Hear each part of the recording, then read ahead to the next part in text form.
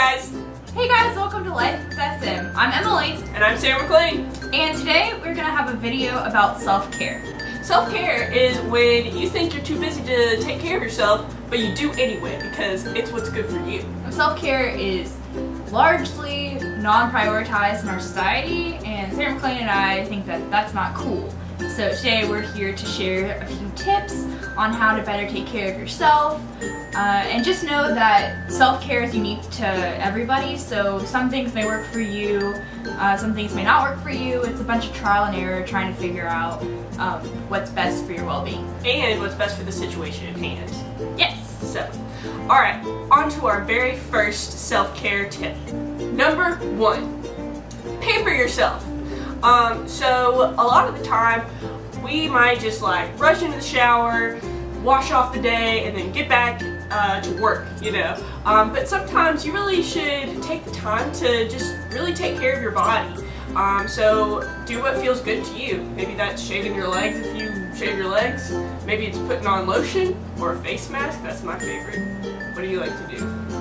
You could paint your nails, you could do like a hair mask. Possibilities are truly endless. Or you could get somebody to do it for you, like a mani-pedi or a massage or a facial if you're really feeling like you need some self-care. Yeah, basically just intentionally taking the time to like sit there and like take care of yourself and do things that aren't normally part of your routine. Number two is taking the time to cater to your physical health. So that would mean things like exercise, vitamins, healthy food, stuff like that. And we all know that it's kind of hard to take care of your physical health, especially if you're like us and you're in college. But it makes all the difference in the world because something we've learned is that your body, mind, and spirit are connected. So if your body is not feeling great, your mind's not going to feel great either. I love that meme. Doesn't go to bed in a reasonable hour, doesn't eat healthy food, drinks no water for 4 days. Me, why do I feel sad? Like, it's because you're not like taking care of your body. So like, some easy ways you can just really cater to your physical health would be like tracking your water intake. Like I do that, and it really helped me figure out like how much water I need to feel good. Exercising, it can be just going for a walk. You know, studies show that just walking for 20 minutes a day has proven benefit. Of course, like taking vitamins.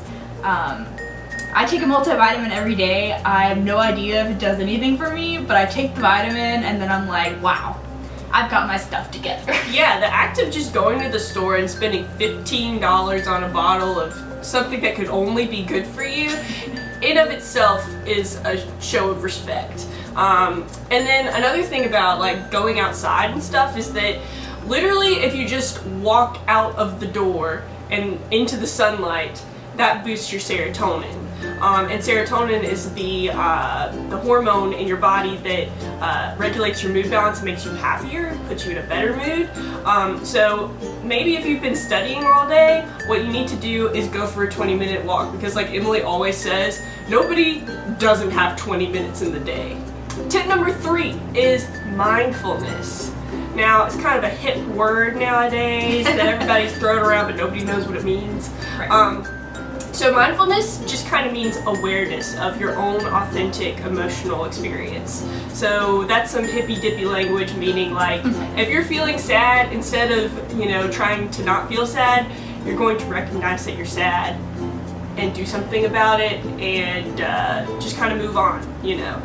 So ways to be mindful are really simple, actually.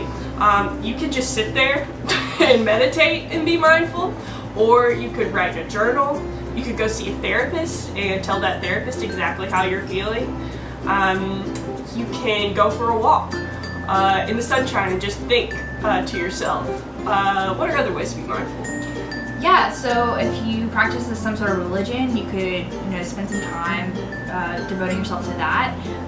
You could get one of those coloring books and just sit there and like turn off your. A really important thing with mindfulness is like turn off your phone. Like, don't be be engaged with anything else. Like, you just want to take the time. It doesn't have to be a long time, just some time to just sit there and focus on yourself. And there's just something about sitting there intentionally focusing on yourself that is kind of what self-care is all about. There's no point behind it in the sense that it's not helping you achieve like some work goal, but like it's literally just enjoying the present moment. So number 4 is something that Sam McLean and I do all the time, and that is planning. And just hear us out for this one. So you know, if you're feeling overwhelmed, it's probably not as big as you've made it out to be in your head. So just sitting there, writing down everything you have to do, planning out your time, that can be so therapeutic, because if you sit there and look at the sheet of paper and, you know, see everything you have to do, you'll all of a sudden see that maybe it's not that much.